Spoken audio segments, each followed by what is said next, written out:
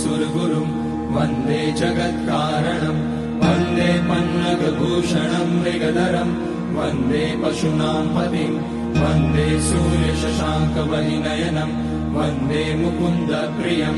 वन्दे भक्तजनाश्रयं च वरदं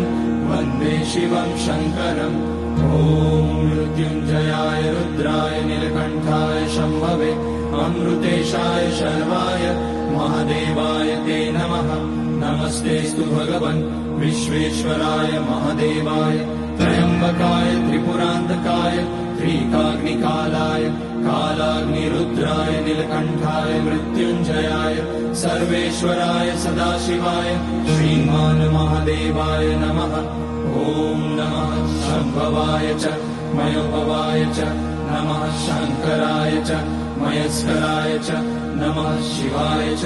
शिवतराय च ॐ